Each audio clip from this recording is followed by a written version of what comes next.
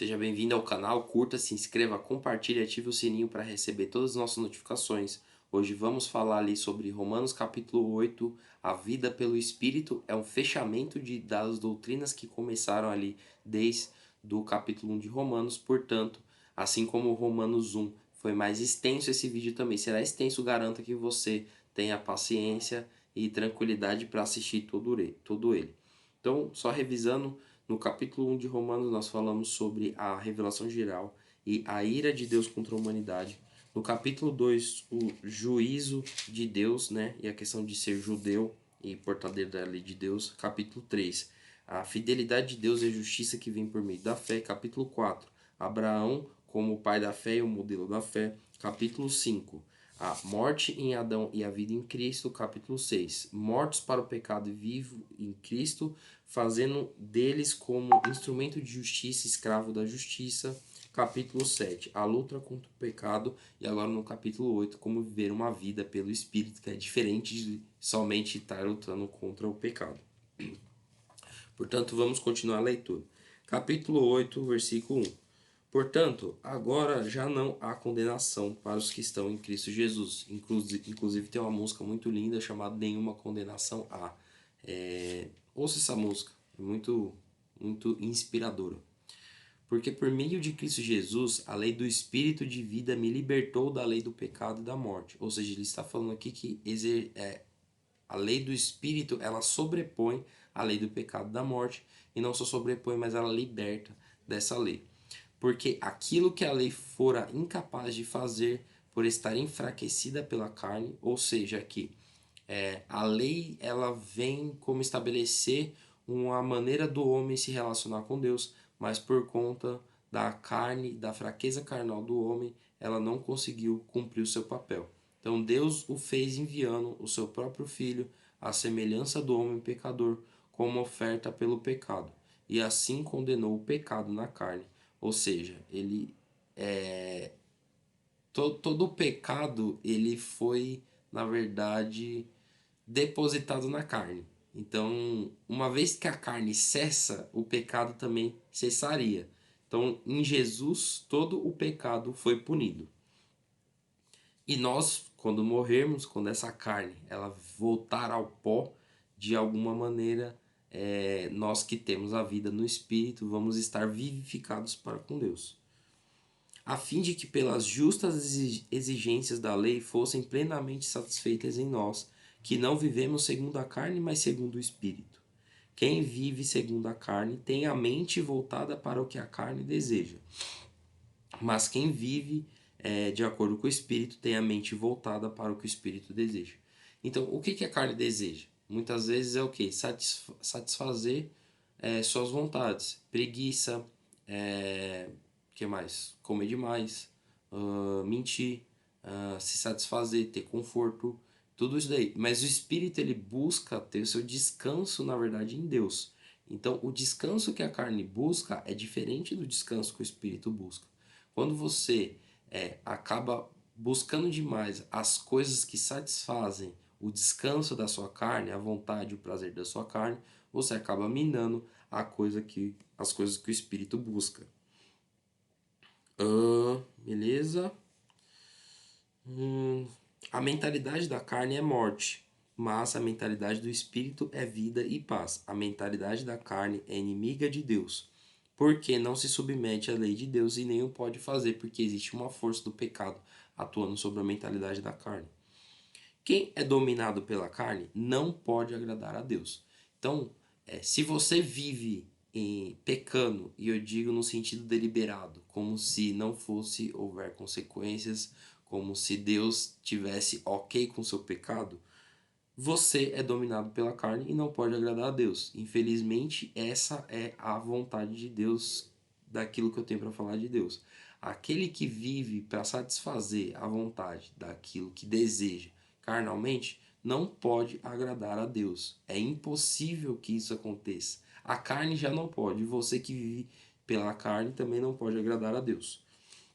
Entretanto, vocês não estão sob o domínio da carne, mas do Espírito, se de fato o Espírito de Deus habita em vocês. Ou seja, você está sob o domínio do Espírito, mas se o Espírito habitar em você. Se o Espírito não habitar em você, é uma evidência, na verdade, aquilo que você faz, que é o desejo carnal, o desejo da sua vontade, é a evidência de que o Espírito não habita em você. Vamos distinguir aqui habitação com o Espírito te chamar. Você pode até sentir o Espírito te chamar, te repreender e falar com você, mas o Espírito habitar em você é totalmente diferente de ele te chamar pontualmente algumas vezes e falar algumas coisas para você. Então vamos lá. Tá. Ó, se o Espírito habita em você e se alguém não tem o Espírito de Cristo, este não pertence a Cristo. Ou seja, se você só se sente chamado, mas não cumpre aquilo que o Espírito te chama, o Espírito não habita em você e você não é de Cristo, infelizmente. Então, a gente vai logo falar sobre isso. Mas se Cristo está em você, o corpo está morto por causa do pecado, mas o Espírito está vivo por causa da justiça. E se o Espírito daquele que ressuscitou Jesus dentre os mortos habita em vocês, aquele que ressuscitou Jesus dentre os mortos também dará vida aos seus corpos mortais por meio do seu Espírito que habita em você. Ou seja, o poder de Deus ele vai se aperfeiçoar através das suas práticas e das suas ações e da maneira como você vive. Se ele habita em você. Agora, se não existe uma transformação, um renascimento, e não estou falando aqui de melhora, melhora qualquer um melhora, estou falando de um nascer de novo, e isso é a evidência de que o Espírito ele não habita em você. Portanto, irmãos, estamos em dívida, não para com a carne para vivermos sujeitos a ela. Pois se viverem de acordo com a carne, morrerão. Mas se pelo Espírito fizerem morrer os atos do corpo, viverão. Ou seja, o Espírito ele faz cessar os atos pecaminosos constantes que a carne nos impõe. Muito bem. Porque todos os que são guiados pelo Espírito são filhos de Deus. Como que você reconhece alguém que tem um Espírito de Deus? É alguém que faz as obras daquele que o enviou. E se o Espírito de Deus habita em você, você é filho de Deus. Agora, se o Espírito te chama, não quer dizer que você é filho de Deus. Você só vai ser filho de Deus quando o Espírito habitar em você. Pois vocês não receberam um Espírito que os escravize para novamente temerem, mas receberem o Espírito que os torna filho por adoção, por meio do qual clamamos Abba Pai. O próprio Espírito testemunha ao nosso espírito que somos filhos de Deus. Ou seja, o Espírito Santo testemunha para o nosso espírito se somos filhos de Deus ou não. O problema é que a mentalidade da carne é querer achar que você é filho de Deus, mas essa resposta não vir do Espírito. Porque para a carne é confortável você achar que você é filho de Deus, porém essa resposta não vir do Espírito. Vou espirrar, dá licença. Quase. Se somos filhos, então somos herdeiros, herdeiros de Deus e co-herdeiros com Cristo. Se de fato participarmos do seu sofrimento, para que também participemos da sua glória. Só participa da glória de Deus aquele que também participa de seus sofrimentos. Isso aqui é claro. Considero que nossos sofrimentos atuais não podem ser comparados com a glória em que nos será revelada. A natureza criada aguarda com grande expectativa que os filhos de Deus sejam revelados, pois ela foi submetida à inutilidade não pela sua própria escolha, mas por conta da vontade daquele que a sujeitou na esperança. E aqui ele está falando que quem sujeitou a natureza foi Deus, porque ele falou, maldita a terra por conta de vocês. Apesar do homem ter pecado e gerado as consequências para que a terra fosse amaldiçoada, quem colocou ela sobre servidão foi o próprio Deus. E de que sujeitou na esperança de que a própria natureza criada será libertada da escravidão e da decadência em que se encontra, recebendo a gloriosa liberdade dos filhos de Deus. Sabemos que toda a natureza criada geme até agora com dores de parto.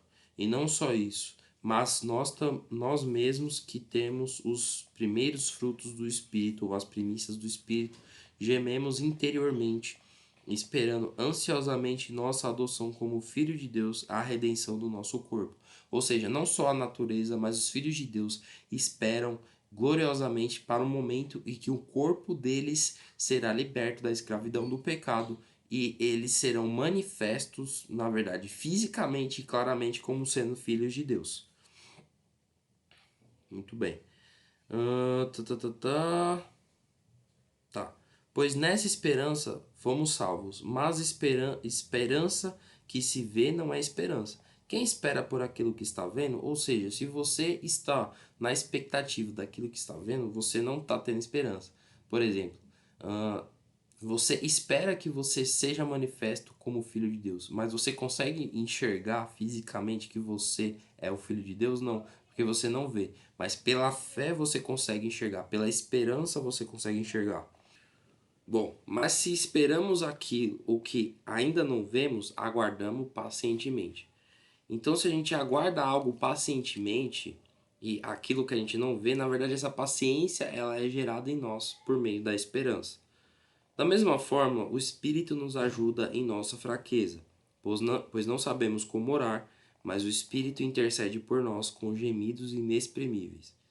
E aqui eu diria até aqueles choros compulsivos, aquela balbuciamento que talvez não quer dizer nada, mas na presença de Deus quer dizer, porque nós estamos de alguma maneira gemendo e de maneira que não pode ser exprimida, não pode ser contida. Então, muito bem. E aquele que sonda os corações conhece a intenção do Espírito, porque o Espírito intercede pelos santos, de acordo com a vontade de Deus. Ou seja, o próprio Deus intercede por você mesmo diante dele, de acordo com a vontade dele.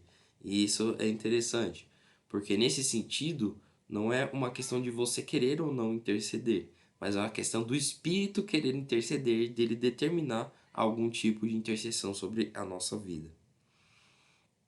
Mais que vencedores. Sabemos que Deus age em todas as coisas para o bem daqueles que o amam, dos que foram chamados de acordo com o seu propósito. Ou seja, todas as coisas na sua vida, até as coisas que são ruins, dão errado, dão certo, não, parece que não tem sentido. Isso vai cooperar para o bem se você amar a Deus e agir de acordo com o propósito que você foi chamado. Uma questão do propósito que é muito importante. Pois aquele que de antemão conheceu, também os predestinou para serem conforme a imagem do seu filho, a fim de que ele seja primogênito entre muitos irmãos. Ou seja, todo aquele cristão que recebe o Espírito Santo, Deus o predestinou a ser conforme a imagem do seu filho. Passe o que passar, seja o que for, Deus o predestinou para que você seja conforme a imagem de Jesus, a imagem e semelhança de Jesus. Isso pode demorar, isso pode ter caminhos que a gente pode considerar caminhos tortuosos, mas isso vai acontecer, porque todo aquele que tem o Espírito Santo está predestinado a ser conforme a imagem de Jesus. Por conta da predestinação, assista nosso vídeo Livre-arbítrio, predestinação e conhecimento médium e Matrix, uma abordagem bíblica. Dá uma olhadinha lá que você vai gostar do assunto. Bom, então, se Deus predestinou, também chamou. E aos que chamou, também justificou. E aos que justificou, também glorificou. Que diremos, pois, diante dessas coisas? Se Deus é por nós, quem será contra nós? Se Deus é por você, tem alguém que poderia ser contra você? Não tem.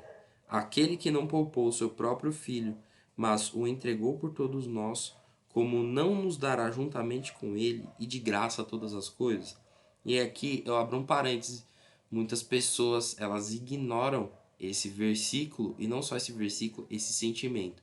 Se Deus deu tudo a ela, entregando o seu filho, essas coisas materiais, comida, roupa, casa e etc., Deus também não vai nos dar? Será que nós não temos mais importância do que a flor do campo? E se Deus cuida da flor do campo, que hoje está bela e amanhã é jogada fora, ele não vai cuidar muito mais dos seus filhos? Portanto, vamos lá.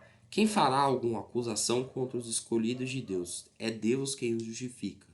E aqui eu não estou falando de você pecar deliberadamente e Deus te justificar. Mas uma vez que você escolhe e passa por esse processo onde você está condenado pela carne, vem a justiça pela fé, você entende a questão da fé, vive uma vida como escravo da justiça, cometendo seus erros, sim, mas como escravo da justiça. Como eu disse, aquele que não é escravo do banho em um mundo de sujeira é escravo da sujeira. Então Deus ele te escolheu, te justificou, te santificou e te separou. Se ele fez e ele completou esse processo todo, você de alguma maneira acha que alguém pode ser contra isso? Difícil. Bom, quem os condenará? Foi Cristo Jesus que morreu e mais ainda, né, que ressuscitou, está à direita e também intercede por nós. Quem nos separará do amor de Deus? Essa é uma pergunta. As pessoas que têm o Espírito de Cristo, que é o que está falando nesse capítulo, não há nada que as possa separar do amor de Deus. Essas pessoas, elas não vivem pecando. Aquele que Deus chama, ele pode até viver pecando, mas aquele a quem Deus escolhe, essa pessoa que tem o Espírito Santo, ela não pode, uma vez que tenha recebido o Espírito Santo, viver em pecado. E por isso ela não pode ser separada do amor de Deus. Porque Deus ele completa a obra de justiça na vida dessa pessoa. E aqui eu vou abrir outro parênteses para fazer uma analogia. Quando um filho nasce, não se dá parabéns ao filho, se dá parabéns à mãe. A mãe, ela passou por todo o trabalho. O filho, ele só tem que seguir o processo e o rumo natural de sua formação. A mãe o protege, a mãe o nutre, a mãe o alimenta. Os genes vêm do pai e da mãe. Ele não tem nenhuma glória e nenhuma maneira de se justificar e falar que ele nasceu por si só. Todo o trabalho foi da mãe e do pai ali no seu nascimento. Muito mais claro da mãe, né? Bom, quem nos separará do amor de Cristo será a tribulação, ou a angústia, ou a perseguição, ou a fome, ou a nudez, ou o perigo, ou a espada, como está escrito: por amor de ti enfrentamos a morte todos os dias e somos considerados como ovelhas destinadas ao matadouro. Mas em todas essas coisas somos mais que vencedores por meio daquele que nos amou. Pois estou convencido que nem a morte, nem a vida, nem anjos e nem demônios, nem o presente, nem o futuro, nem quaisquer poderes, nem altura, nem profundidade, nem qualquer outra coisa na criação será capaz de nos separar do amor de Cristo, do amor de Deus que está em Cristo Jesus, nosso Senhor.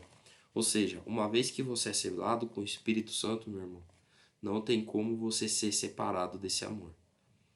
Pode passar o que for, pode vir capeta, pode vir governador, pode vir presidente, pode vir dificuldade, pode vir fome, pode vir perigo, espada, morte, não importa. Nada vai te separar do amor de Deus. Essa é a mensagem que fica. E a conclusão final dessa gama de doutrinas que a gente falou aqui. Então, Romanos capítulo 8 conclui completamente a construção da doutrina da salvação na vida de um cristão. No capítulo 9 aqui a gente vai entender sobre a soberania de Deus em relação à salvação, a incredulidade de Israel, o renascimento de Israel, os ramos enxertados, sacrifícios vivos como prestando um culto racional e eternamente transformado, sendo submisso às autoridades, amando o próximo, os fins dos tempos, entender os cristãos fracos e fortes, entender a questão de Paulo e dos gentios e dos judeus, e aí ele faz umas saudações pessoais. Porém, a doutrina completa de como a vida de um cristão deve ser, ela está toda consolidada em Romanos até o capítulo 8. Os outros capítulos são para entender algumas questões mais complexas, tá? Mais complexas no sentido não de salvação, mas de alguns tipos de prática, tá? Vamos colocar dessa maneira. Então, Romanos capítulo 8 consolida tudo. Se você conseguiu assistir o vídeo do capítulo 1 ao capítulo 8, entender e compreender, parabéns. Você teve uma mente transformada pelo Espírito Santo e o Espírito Santo vai te guiar nessa jornada, porque você é uma pessoa que foi escolhida por Deus para viver coisas relacionadas ao céu. Não há nada que te possa fazer separar desse amor. Então, fica aí com as minhas saudações, minha paz de Cristo e aí tenha um bom dia. Até logo.